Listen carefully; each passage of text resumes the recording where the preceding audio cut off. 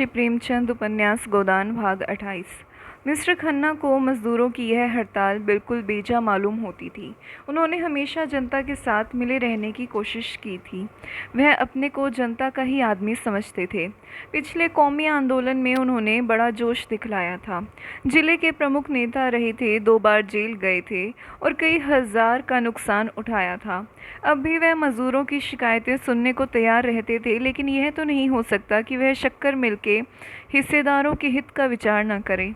अपना स्वार्थ त्यागने को वह तैयार हो सकते थे अगर उनकी ऊंची मनोवृत्तियों को स्पर्श किया जाता, लेकिन हिस्सेदारों के स्वार्थ की रक्षा न करना यह तो अधर्म था। यह तो व्यापार है, कोई सदाव्रत नहीं कि सब कुछ मजूरों को ही बांट दिया जाए।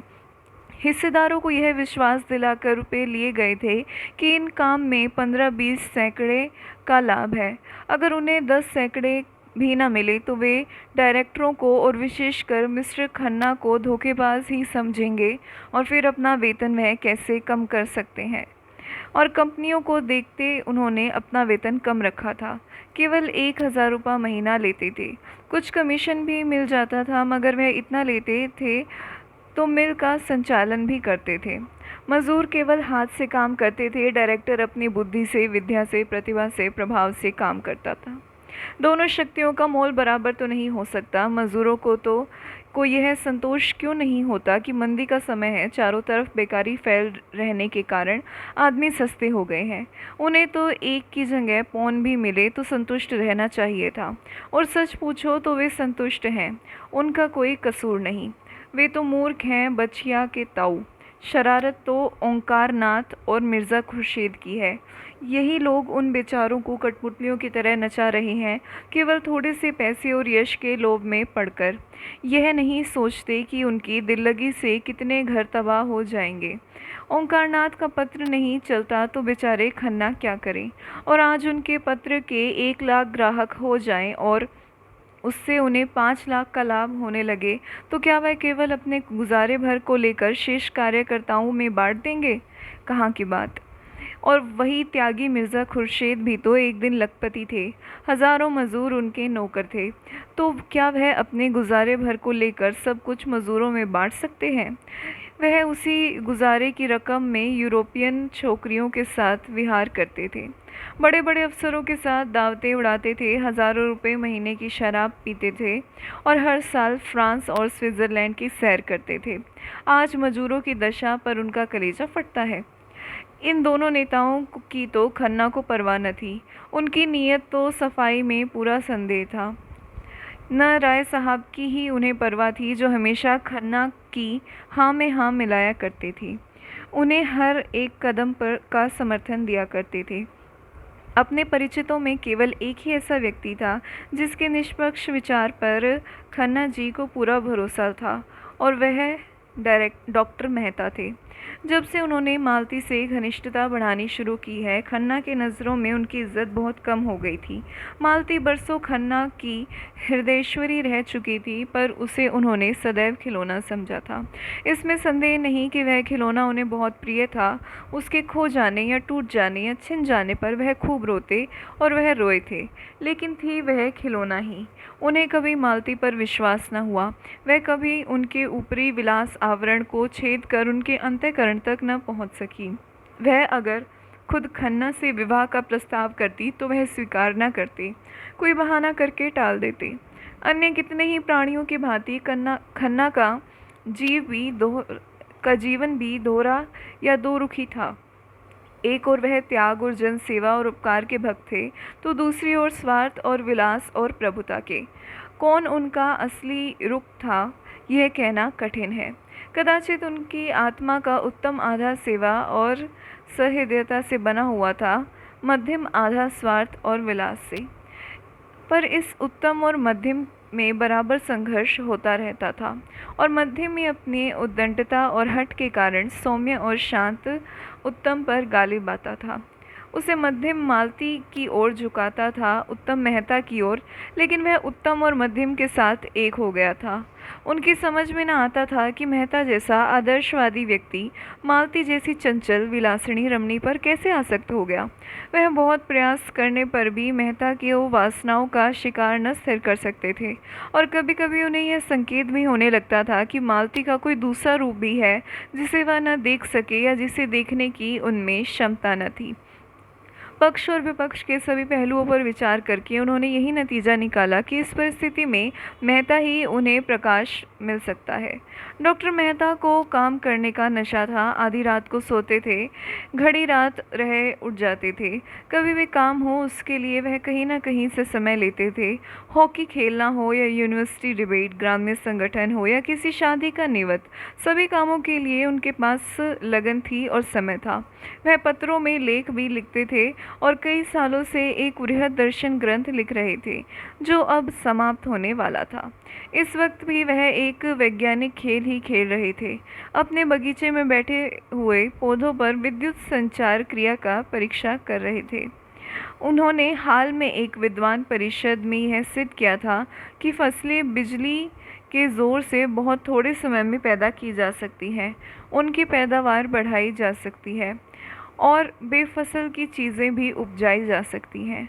आजकल सवेरे के 2-3 घंटे वह इन्हीं परीक्षाओं में लगाया करते थे। मिस्टर खन्ना की कथा सुनकर उन्होंने कठोर मुद्रा से उनकी ओर देखकर कहा, क्या यह ज़रूरी था कि ड्यूटी लग जाने से मज़दूरों का वेतन घटा दिया जाए? आपको सरकार से शिकायत करनी चाहिए थी। अगर सरकार ने नहीं सुना तो उसका दंड मज़दूरों को क्यों दिया जाए? क्या आपका विचार है कि मज़दूरों को इतनी मजदूरी दी जाती है कि उसमें चौथाई कम कर देने से मज़दूरों को कष्ट नहीं होगा? आपके मज़दूर बिलों में रहते हैं, गंदे बदबूदार बिलों में, जहां आप 1 मिनट भी रह जाएं तो आपको कै हो जाए। कपड़े जो पहनते हैं उनसे आप अपने जूते भी ना पोंछें। खाना जो वह खाते हैं वह आपका कुत्ता भी ना खाए। मैंने उनके जीवन में भाग लिया है, आप उनकी रोटियां छीनकर अपने हिस्सेदारों का पेट भरना चाहते हैं। खन्ना ने अधीर होकर कहा, लेकिन हमारे सभी हिस्सेदार तो धनी नहीं हैं। कितनों ही ने अपना सर्वस्व इसी मिल की भेंट कर दिया है और इसके नफ़े के सिवा उनके जीवन का कोई आधार नहीं है। मेहता ने इस भाव से जवाब दिया जैसे कि इस दलील का उनकी नज़रों में कोई मूल्य नहीं। जो आदमी किसी व्यापार में हिस्सा लेता है वह इतना दरिद्र नहीं होता कि उसके नफ़े ही को जीवन का आधार समझे। हो सकता है कि नफ़ा कम मिलने पर उसे अपना एक नौकर कम कर देना पड़े या उसके मक्खन और फलों का बिल कम हो जाए, लेकिन वह नंगा या भूखा न रहेगा। जो अपनी जान कमाते हैं उनका हक उन लोगों से ज़्यादा है जो केवल रुपया लगाते हैं। यही बात पंडित ओंकारनाथ ने कही थी, मिर्ज़ा खुर्शीद ने भी यही सलाह दी थी, यहाँ तक कि गोविंदी ने भी मजदूरों का ही पक्ष लिया था, पर खन्ना जी उन लोगों की परवाह न थी। लेकिन मेहता के मुंह से वही बात सुनकर वह प्रभावित हो गए। ओंकारनाथ को वे स्वार्थी समझते थे, मिर्ज़ा खुर्शीद को गैर जिम्मेदार और गोविंदी को अयोग्य। मेहता की बात में चरित्र अध्ययन और सद्भाव की शक्ति थी। सहसा मेहता ने पूछा, आपने अपनी देवी जी से भी इस विषय में राय ली? खन्ना ने सकुचाते हुए कहा, हाँ पूछा था। उनकी क्या राय थी? वही जो आपकी है। मुझे यही आशा थी। और आप उस विदुषी को अयोग्य समझते हैं? उसी वक्त मालती आप पहुंची और खन्ना को देखकर बोली, अच्छा आप विराज रहे हैं। मैंने मेहता जी की आज दावत की है, सभी चीज़ें अपने हाथ से पकाई हैं, आपको भी नेवता देती हूँ। गोविंदी देवी से आपका यह अपराध क्षमा करा दूंगी। खन्ना को कौतूहल हुआ, अब मालती अपने हाथों से खाना पकाने लगी है। मालती, वही मालती जो खुद कभी अपने जूते न पहनती थी, जो खुद कभी बिजली का बटन तक न दबाती थी, विलास और विनोद ही जिसका जीवन था। मुस्कुराकर कहा, अगर आपने पकाया है तो ज़रूर आऊँगा। मैं तो कभी सोच ही न सकता था कि आप पाक कला में निपुण हैं। मालती ने निसंकोच भाव से कहा, इन्होंने मार मार कर वैद्य बना दिया, इनका हुक्म कैसे टाल देती? पुरुष देवता ठहरे। खन्ना ने इस व्यंग्य का आनंद लेकर मेहता की ओर आंखें मारते हुए कहा, पुरुष तो आपके लिए इतने सम्मान की वस्तु न थी। मालती झेपती नहीं इस संकेत का आशय समझकर जोश भरे स्वर में बोली, लेकिन अब हो गई है, इसीलिए कि मैंने पुरुष का जो रूप अपने परिचितों की परिधि में देखा था उससे यह कई सुंदर है। पुरुष इतना सुंदर, इतना कोमल हृदय। मेहता ने मालती की ओर दीन भाव से देखा और बोले, नहीं मालती, मुझ पर दया करो, नहीं मैं यहाँ से भाग जाऊँगा। इन दिनों जो कोई मालती से मिलता वह उससे मेहता की तारीफों के पुल बांध देती, जैसे कोई नव दीक्षित अपने नए विश्वासों का ढिंढोरा पीटता फिरे। सुरुचि का ध्यान भी उसे न रहता और बेचारे मेहता दिल में कट कर रह जाते थे।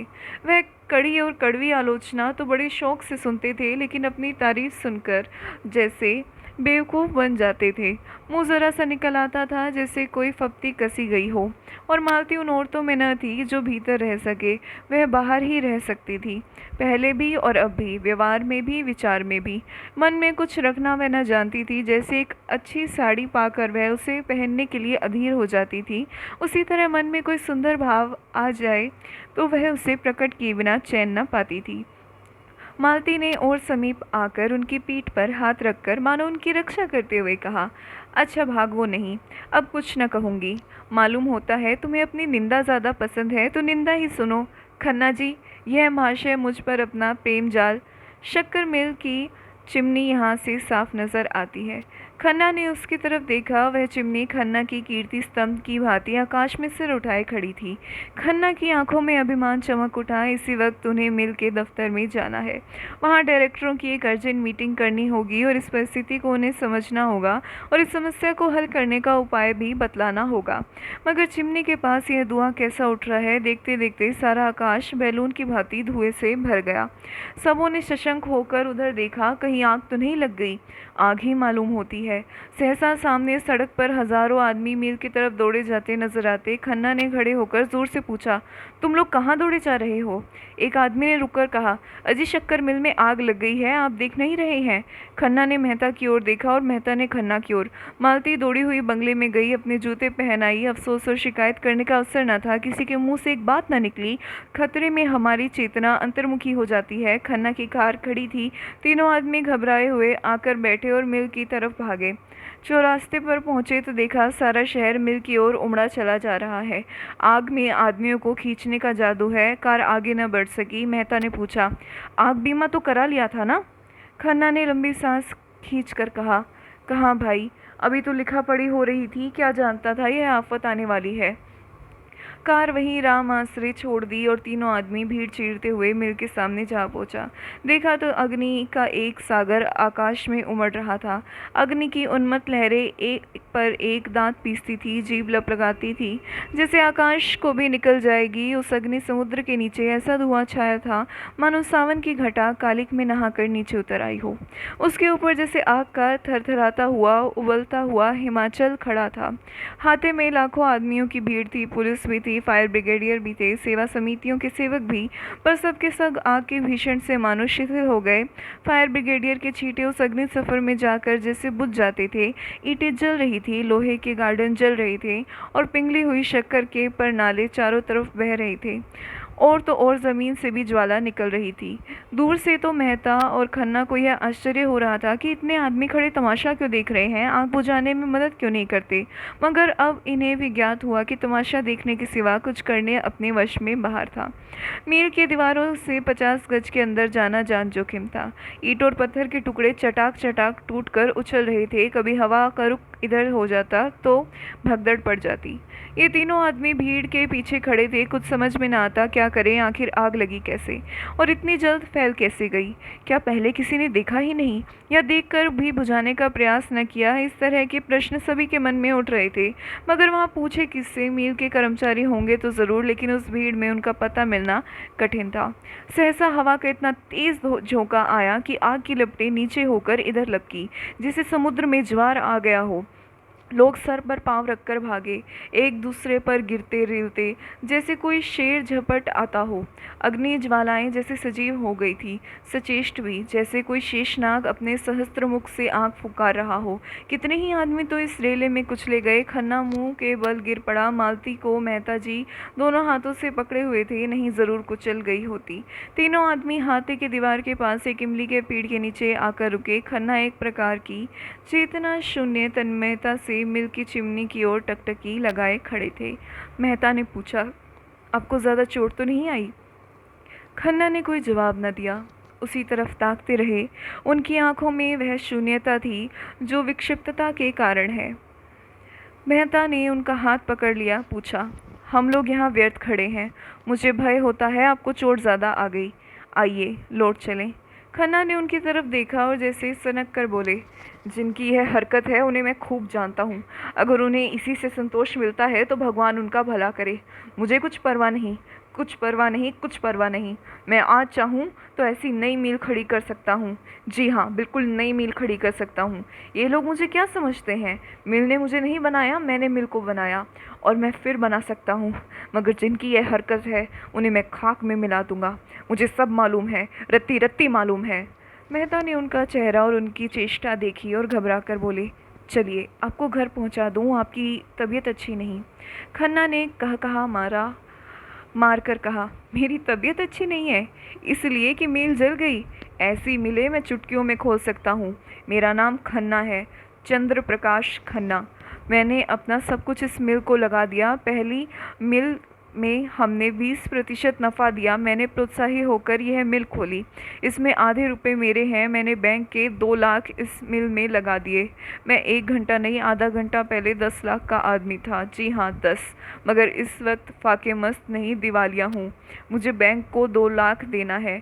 जिस मकान में रहता हूँ वह अब मेरा नहीं, जिस बर्तन में खाता हूँ वह भी अब मेरा नहीं। बैंक से मैं निकाल दिया जाऊँगा। जिस खन्ना को देखकर लोग जलते थे वह खन्ना अब धूल में मिल गया है। समाज में अब मेरा कोई स्थान नहीं। मेरे मित्र मुझे अपने विश्वास का पात्र नहीं, दया का पात्र समझेंगे। मेरे शत्रु मुझसे जलेंगे नहीं, मुझ पर हंसेंगे। आप नहीं जानते मिस्टर मेहता, मैंने अपने सिद्धांतों की कितनी हत्या की है, कितनी रिश्वतें दी हैं, कितनी रिश्वतें ली हैं। किसानों की ऊँख तोलने के लिए कैसे आदमी रखे, कैसे नकली बाट रखे। क्या कीजिएगा यह सब सुनकर? लेकिन खन्ना अपनी दुर्दशा कराने के लिए क्यों जिंदा रहे? जो कुछ होना है हो। दुनिया जितना चाहे हंसे, मित्र लोग जितना चाहे अफसोस करें, लोग जितनी गालियां देना चाहे दे, खन्ना अपनी आंखों से देखने और अपने कानों से सुनने के लिए जीता न रहेगा। वह बेहया नहीं, बेगैरत नहीं। यह कहते कहते खन्ना दोनों हाथों से सर पीटकर जोर जोर से रोने लगे। मेहता ने उन्हें छाती से लगाकर दुखित स्वर में कहा, खन्ना जी, ज़रा धीरज से काम लीजिए। आप समझदार होकर दिल इतना छोटा करते हैं। दौलत से आदमी को जो सम्मान मिलता है वह उसका सम्मान नहीं, उसकी दौलत का सम्मान है। आप निर्धन रहकर भी मित्रों के विश्वास पात्र रह सकते हैं, और शत्रुओं के भी, बल्कि तब कोई आपका शत्रु रहेगा ही नहीं। आइए घर चलें। ज़रा आराम कर लेने से आपका चित्त शांत हो जाएगा। खन्ना ने कोई जवाब न दिया। तीनों आदमी चौरास्ते पर आए। कार खड़ी थी। 10 मिनट में खन्ना की कोठी पर पहुंच गए। खन्ना ने उतरकर शांत स्वर में कहा, कार आप ले जाएं, अब मुझे इसकी ज़रूरत नहीं। मालती और मेहता भी उतर पड़े। मालती ने कहा, तुम चलकर आराम से लेटो, हम बैठे गपशप करेंगे। घर जाने की तो ऐसी कोई जल्दी नहीं। खन्ना ने कृतज्ञता से उसकी ओर देखा और करुण कंठ से बोले, मुझसे जो अपराध हुए हैं उन्हें क्षमा कर देना मालती। तुम और मेहता, बस तुम्हारे सिवा संसार में मेरा कोई नहीं। मुझे आशा है तुम मुझे अपनी नज़रों से न गिराओगी। शायद 10-5 दिन में यह कोठी भी छोड़नी पड़े। किस्मत ने कैसा धोखा दिया। मेहता ने कहा, मैं आपसे सच कहता हूँ खन्ना जी, आप मेरी नज़रों में आपकी जो इज्जत है वह कभी न थी। तीनों आदमी कमरे में दाखिल हुए। द्वार खुलने की आहट पाते ही गोविंदी भीतर से आकर बोली, क्या आप लोग वहीं से आ रहे हैं? महाराज तो बड़ी बुरी खबर लाया है। खन्ना के मन में ऐसा प्रबल न रुकने वाला तूफानी आवेग उठा कि गोविंदी के चरणों पर गिर पड़े। उन्हें आंसुओं से धो दें। भारी गले से बोले, हाँ प्रिय, हम तबाह हो गए। उनकी निर्जीव निराश आहत आत्म सांत्वना के लिए विकल हो रही थी। आत्मा सच्ची स्नेह में डूबी हुई सांत्वना के लिए उस रोगी की भांति जो जीवन सूत्र क्षीण हो जाने पर भी वैद्य के मुख की ओर आशा भरी आंखों से ताक रहा हो। वहीं गोविंदी, जिस पर उन्होंने हमेशा जुल्म किया, जिसका हमेशा अपमान किया, जिससे हमेशा बेवफाई की, जिसे सदैव जीवन का भार समझा, जिसकी मृत्यु की सदैव कामना करते रहे, वही इस समय जैसे अंचल में आशीर्वाद और मंगल और अभय लिए उन पर वार रही थी। जैसे उन चरणों में ही उसके जीवन का स्वर्ग हो, जैसे वह उनके अभागे मस्तक पर हाथ रखकर ही उनके प्राणहीन धमनियों में फिर रक्त का संचार कर देगी। मन की इस दुर्बल दशा में, घोर विपत्ति में, मानो वह उन्हें कंठ से लगा लेने के लिए खड़ी थी। नौका पर बैठे हुए जल विहार करते समय हम जिन चट्टानों को घातक समझते हैं और चाहते हैं कि कोई उन्हें खोद कर फेंक देता, उन्हीं से नौका टूट जाने पर हम चिमट जाते हैं। गोविंदी ने उन्हें एक सोफा पर बैठा दिया और स्नेह कोमल स्वर में बोली, तुम तो इतना दिल छोटा क्यों करते हो? धन के लिए, जो सारे पापों की जड़ है। उस धन से हमें क्या सुख था? सवेरे से आधी रात तक एक ना एक झंझट, आत्मा का सर्वनाश। लड़के तुमसे बात करने को तरस जाते, तुम्हें संबंधियों को पत्र लिखने तक की फुर्सत न मिलती थी। क्या बड़ी इज्जत थी? हाँ थी, क्योंकि दुनिया आजकल धन की पूजा करती है और हमेशा करती चली आई है। उसे तुमसे कोई प्रयोजन नहीं। जब तक तुम्हारे पास लक्ष्मी है, तुम्हारे सामने पूंछ हिलाएगी, कल उतनी ही भक्ति से दूसरों के द्वार पर सजदे करेगी, तुम्हारी तरफ ताकेगी भी नहीं। सत्पुरुष धन के आगे सर नहीं झुकाते। वह देखते हैं तुम क्या हो। अगर तुम में सच्चाई है, न्याय है, त्याग है, पुरुषार्थ है, तो वे तुम्हारी पूजा करेंगे। नहीं तुम्हें समाज का लुटेरा समझकर मुंह फेर लेंगे, बल्कि तुम्हारे दुश्मन हो जाएंगे। मैं गलत तो नहीं कहती मेहता जी? मेहता ने मानो स्वर्ग स्वप्न से चौंक कर कहा, गलत? आप वही कह रही हैं जो संसार के महान पुरुषों ने जीवन का तात्विक अनुभव करने के बाद कहा है। जीवन का सच्चा आधार यही है। गोविंदी ने मेहता को संबोधित करके कहा, धनी कौन होता है? इसका कोई विचार नहीं करता, वही जो अपने कौशल से दूसरों को बेवकूफ़ बना सकता है। खन्ना ने बात काट कर कहा, नहीं गोविंदी, धन कमाने के लिए अपने में संस्कार चाहिए। केवल कौशल से धन नहीं मिलता, इसके लिए भी त्याग और तपस्या करनी पड़ती है। शायद इतनी साधना में ईश्वर भी मिल जाए। हमारी सारी आत्मिक और बौद्धिक और शारीरिक शक्तियों में सामंजस्य का नाम धन है। गोविंदी ने विपक्षी न बनकर मध्यस्थ भाव से कहा, मैं मानती हूँ कि धन के लिए थोड़ी तपस्या नहीं करनी पड़ती, लेकिन फिर भी हमने उसे जीवन में जितने महत्व की वस्तु समझ रखा है, उतना महत्व उसमें नहीं है। मैं तो खुश हूँ कि तुम्हारे सिर से यह बोझ टला। अब तुम्हारे लड़के आदमी होंगे, स्वार्थ और अभिमान के पुतले नहीं। जीवन का सुख दूसरों को सुखी करने में है, उनको लूटने में नहीं। बुरा ना मानना, अब तक तुम्हारे जीवन का अर्थ था आत्मसेवा, भोग और विलास। देव ने तुम्हें उस साधन से वंचित करके तुम्हारे ज़्यादा ऊंचे और पवित्र जीवन का रास्ता खोल दिया। यह सिद्धि प्राप्त करने में अगर कुछ कष्ट भी हो तो उसका स्वागत करो। तुम इसे विपत्ति समझते ही क्यों हो? क्यों नहीं समझती? तुम्हें अन्याय से लड़ने का अवसर मिला। मेरे विचार में तो पीड़ित होने से पीड़ित होना कहीं श्रेष्ठ है। धन खोकर अगर हम अपने आत्मा को पा सके तो यह कोई महंगा सौदा नहीं है। न्याय के सैनिक बनकर लड़ने में जो गौरव, जो उल्लास, क्या उसे इतनी जल्दी भूल गए? गोविंदी के पीले सूखे मुख पर तेज की ऐसी चमक थी मानो उसमें कोई विलक्षण शक्ति आ गई हो, मानो उसका सारी मूक साधना प्रगल्भ हो उठी हो। मेहता उसकी ओर भक्तिपूर्ण नेत्रों से ताक रहे थे। खन्ना सर झुकाए इसी दैवी प्रेरणा समझने की चेष्टा कर रहे थे और मालती मन में लज्जित थी। गोविंदी के विचार इतने ऊंचे, उसका हृदय इतना विशाल और उसका जीवन इतना उज्जवल है। भाग 29। नोहरी उन औरतों में न थी जो नेकी करके दरिया में डाल देती। उसने नेकी की है तो उसका खूब ढिंढोरा पीटेगी और उससे जितना यश मिल सकता है उससे कुछ ज़्यादा ही पाने के लिए हाथ पांव मारेगी। ऐसे आदमी को यश के बदले अपयश और बदनामी ही मिलती है। नेकी ना करना बदनामी की बात नहीं, अपनी इच्छा नहीं है या सामर्थ्य नहीं है, इसके लिए कोई हमें बुरा नहीं कह सकता। मगर जब हम नेकी करके उसका एहसान जताने लगते हैं तो वही जिसके साथ हमने नेकी की थी हमारा शत्रु हो जाता है और हमारे एहसान को मिटा देना चाहता है। वही नेकी करने वाले के दिल में रहे तो नेकी है, बाहर निकल आए तो बदी है। नोहरी चारों ओर कहती फिरती थी, बेचारा होरी बड़ी मुसीबत में था। बेटी के ब्याह के लिए ज़मीन रेहन रख रहा था। मैंने उसकी यह दशा देखी तो मुझे दया आई। धनिया से तो जी जलता था, वह राण तुम्हारे घमंड के धरती पर पाँव ही न रखती। बेचारा होरी चिंता में घुला जाता था। मैंने सोचा इस संकट में इसकी कुछ मदद कर दूं। आखिर आदमी ही तो आदमी के काम आता है और होरी तो अब कोई गैर नहीं, मानो चाहे ना मानो वह हमारे नातेदार हो चुके। रुपए निकाल कर दे दिए, नहीं लड़की अब तक बैठी रहती। धनिया भला यह जीत कब सुनने लगी थी? रुपये खैरात दिए थे, बड़ी खैरात देने वाली। सूद महाजन भी लेगा, तुम भी लोगी, एहसान काहे का? दूसरों को देती, सूद की जगह मूल भी गायब हो जाता। हमने लिया है तो हाथ में रुपए आते ही नाक पर रख देंगे। हम ही थे कि तुम्हारे घर का बिस उठा के पी गए और कभी मुंह पर न लगाया। कोई यहाँ द्वार पर नहीं खड़ा होने देता था। हमने तुम्हारा मर्जाद बना लिया, तुम्हारे मुंह की लाली रख ली। रात को 10 बज गए, सावन की अंधेरी छटा आई थी, सारे गांव में अंधकार था। होरी ने भोजन करके तमाकू पिया और सोने जा रहा था कि भोला आकर खड़ा हो गया। होरी ने पूछा, कैसे चले भोला महतो? जब इसी गांव में रहना है तो क्यों अलग छोटा सा घर नहीं बना लेते? गांव में लोग कैसी कैसी कुत्सा उड़ाया करते हैं। क्या यह तुम्हें अच्छा लगता है?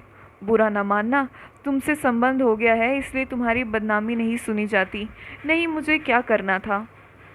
धनिया उसी समय लोटे में पानी लेकर होरी के सिरहाने रखाई सुनकर बोली, दूसरा मर्द होता तो ऐसी औरत का सर काट लेता। होरी ने डांटा, क्यों बेबात की बात करती है? पानी रख दे और जा सो। आज तू ही कुराहा चलने लगे तो मैं तेरा सर काट लूँगा। काटने देगी? धनिया ने उसे पानी का एक छींटा मारकर बोली, कुराहा चले तुम्हारी बहन, मैं क्यों कुराहा चलने लगी? मैं तो दुनिया की बात कहती हूँ। तुम मुझे गालियाँ देने लगे, अब मुंह मीठा हो गया होगा। औरत चाहे जिस रास्ते जाए मर्द टुकुर टुकुर देखते रहते, ऐसे मर्द को मैं मर्द नहीं कहती। होरी दिल में कटा जाता था। भोला उससे अपना दुख दर्द कहने आया होगा, वह उल्टे उसी पर टूट पड़ी। ज़रा गर्म होकर बोला, तू जो सारे दिन अपने ही मन की किया करती है तो मैं तेरा क्या बिगाड़ लेता हूँ? कुछ कहता हूँ तो काटने दौड़ती है, यही सोच। धनिया ने लल्लो चप्पो करना न सीखा था, बोली, औरत घी का घड़ा लुढ़का दे, घर में आग लगा दे, मर्द सह लेगा, लेकिन उसका कुरहा चलना कोई मर्द न सहेगा। भोला दुखित स्वर में बोला, तू बहुत ठीक कहती है धनिया, बेशक मुझे उसका सर काट लेना चाहिए था, लेकिन अब उतना पोरुख तो नहीं रहा। तू चलकर समझा दे, मैं सब कुछ करके हार गया।